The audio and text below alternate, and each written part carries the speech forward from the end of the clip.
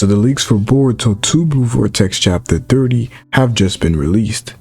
And what we do end up seeing in this chapter is something very interesting.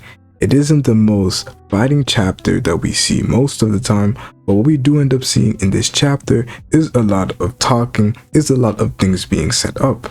So let's just jump in. The cover for this chapter from the spoilers is Mamushi, and the title seems to be Nuisance or some sort of that translation. And the chapter begins off where we have the Mamushi clones that we all thought maybe Chocho was able to defeat, but that wasn't the case, as we see just like in the sneak peek that we have a Himawari who is charging up her Tail Beast bomb.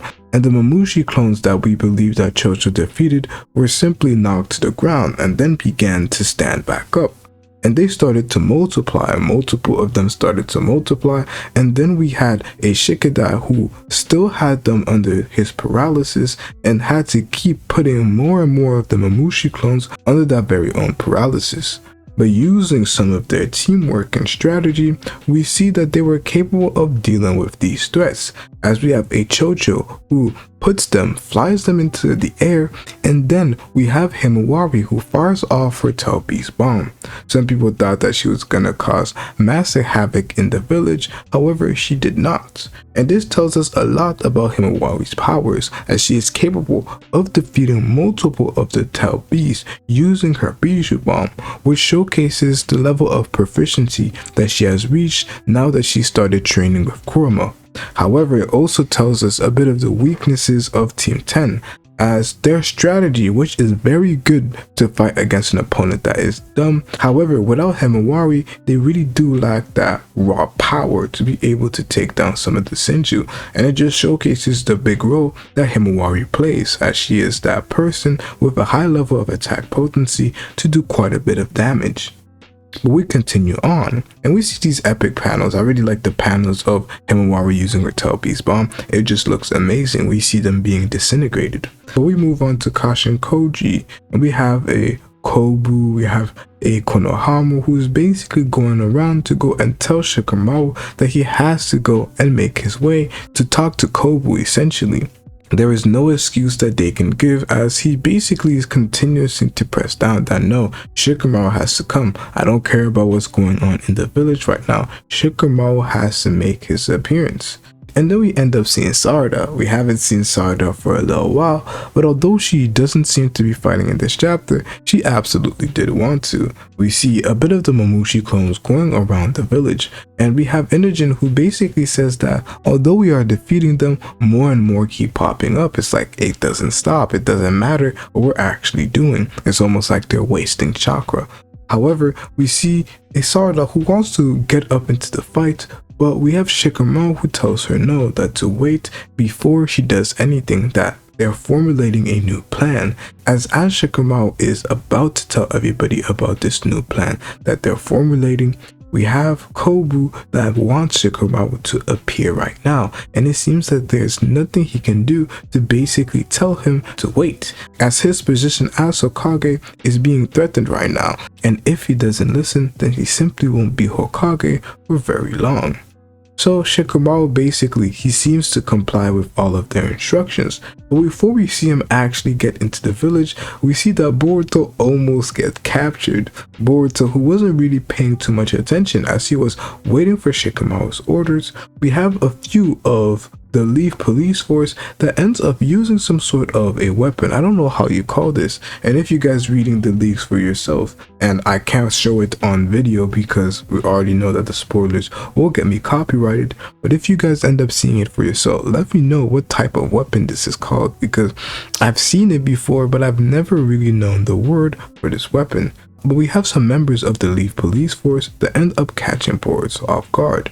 It is quite clear that maybe using this weapon they're able to stop Boruto from being able to formulate too much chakra, or at least restrict his movements, but one of them ends up grabbing Boruto's sword, and we then end up seeing the mechanic that Sumire implanted in the sword, which basically means that people who aren't Sumire and aren't Boruto himself, when they end up touching that weapon, all their chakra seems to be drained. And that's what happens right here, as most of this Leaf police force guy Sai, his chakra seems to be drained and he's unable to really move around. And Boruto is then able to grab his sword and basically free himself. And what's kind of interesting to me is that if Boruto's sword absorbs this chakra, does it get like formulated back to Boruto? Is Boruto now get stronger through that, or does the sword itself get stronger? Is there extra buffs that occurred if somebody else touches Boruto's sword, or is it simply a debuff to the person who touches the sword without actually augmenting anything for the sword itself? That's something that I'm quite curious on. But then this is what prompts Boruto to basically go into the air, and he tells the Leaf police force that if they see one of the Mamushi clones, don't even try and attack them, don't even try and do anything, you lack the power, you can't do much, just basically run away. That's all they should be doing, and that's the word of advice that Boruto is giving them. So Boruto won't be getting caught off guard anymore, he will be higher up in the air, basically waiting for Shikamaru's move. But it is very important what is going on right now, due to the simple fact that Shikamaru has to start moving to be interrogated, and with that being the case, he won't be able to look at the ability that Inojin has, which basically means that Inojin has to act almost as the Hokage, has to act as Shikamaru and start giving other people orders. And we see that Inojin is kind of scared of all of that. That is a lot of pressure to be giving somebody who is newly being added to all this information, who is newly being kept up to date with everything that is going on. So it's going to be key to see what ends up happening, especially due to the simple fact that Inojin is the one playing the role of the strategist. It is at that point that we finally end up seeing Shikamaru, who's now going up to Kobu. They seem to be having a lengthy conversation where Kobu is basically like, yo, I know it's you, I know that you're the one who let Boruto escape, I know that somehow, some way, you seem to have some sort of intel regarding Boruto that nobody else has. You seem to be getting information with Boruto, and you are the mole, the person who is working with the traitor known as Boruto. And all that he really needs is evidence for that case, as his hunches are rarely ever wrong. And with him basically acting as the second of the daimyo, he has the will of the daimyo itself, so whatever he says goes. And with the fact that Shikamaru himself took so much time in coming here, regardless of whatever happens, to him it just points to the fact that Shikamaru has something that he is not letting on to everybody. And we, as the reader, since we know everything that is going on, this is indeed true. But the few things that happen next is what truly surprised me, as I didn't think that this would be going down this path. As what we do end up seeing is a plan that Kashin Koji has set up. And for that plan to work, we had Kashin Koji who instructed Shikamaru to bring one of the toads to that conference room. So Shikamaru does just that. And as they are conversating, we have Inojin who ends up using mind transferring jutsu. He uses mind transferring jutsu and captures the body of Kobu, where it is at that point that after he is getting situated, which is very important, he's getting situated in Kobu's body, so he doesn't really appear too normal. And after getting situated, it seems like he is starting to release and pause this interrogation, where Shikamaru is now going to be able to go and do what he has to do, go and work with the strategy and start planning for what's coming up ahead. And the fact that we're seeing so much attention being brought to this subplot, it means that we'll have heavy implications to what is going to be happening next. Regardless of whether this is successful, we have Shikamaru that ends up leaving, but due to the fact that a lot of this chapter does dive deep on this relationship that is going on right now, and Kobu is definitely going to play a huge part.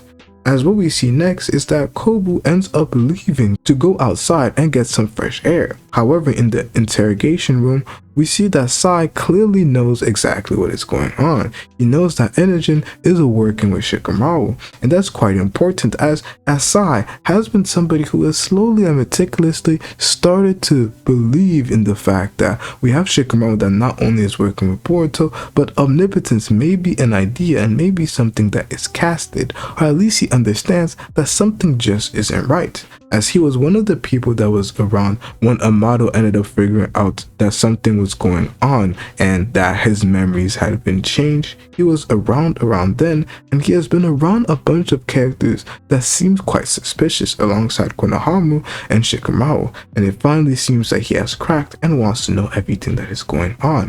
What exactly is Shikamaru making Inojin, his son, do? But this is what I probably didn't expect this chapter to do, as what we see next from Inojin is that he's going outside. He goes outside to the roof, and we have Kashin Koji that basically gives him an ultimatum. He is telling Inojin to kill Kobu, and this is very, very interesting, as we're starting to see really what type of person Kashin Koji is. And I've really been saying there's just something we don't know about Kashin Koji. I don't care what anybody says, I've always doubted Kashin Koji.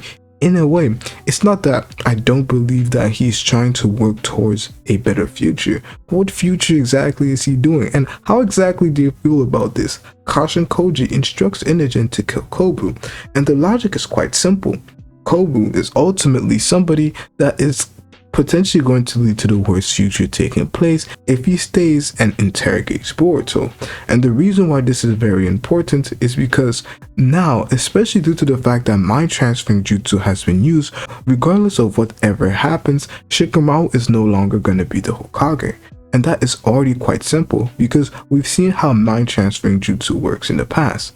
Although they are not in their body, although they're not using their own body to control everything that is going on, they seem to still remain aware of what exactly is happening. So if he ends up being released, he's simply going to say that some sort of jutsu was used on him, and he will get Shikamaru out without ever needing any sort of additional evidence, and Shikamaru will lose his position.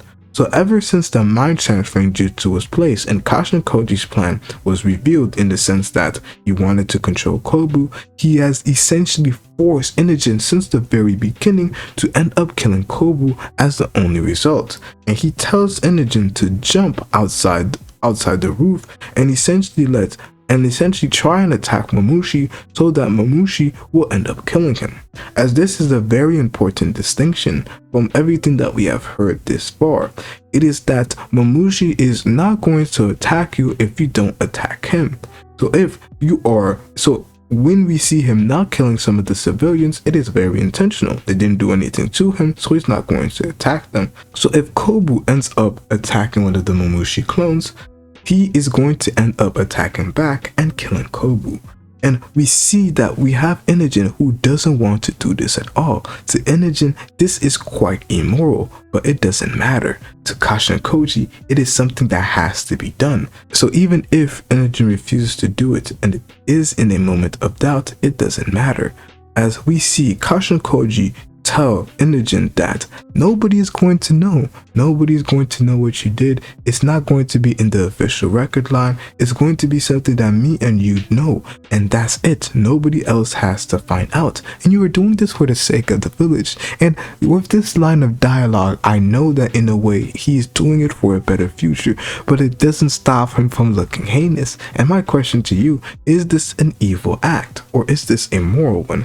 And this is something that Kashin Koji doesn't want Inojin to focus on at all. And as he sees that Inojin is doubting and is hesitating, as he has a toad around Kobu's neck, he ends up attacking the Mamushi clones. Mamushi ends up multiplying, and it is quite clear that Mamushi is going to attack Kobu and ultimately is going to lead to Kobu's death. And this is what we do end up seeing in this chapter. This is where the chapter ends. So you guys definitely have to let me know what your thoughts are right now. How are you feeling on Kashin Koji? Is everything that he is doing justified? And do you think that Kobu is going to die? And how exactly is this going to affect Inojin?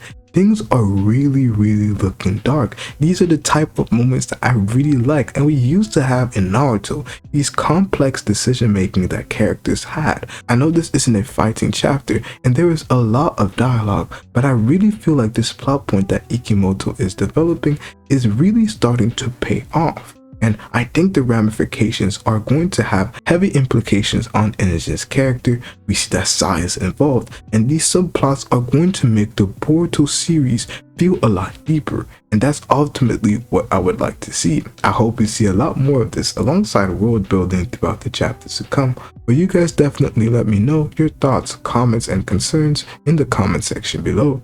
It's been your boy Dynasty, and I'm out, bruh.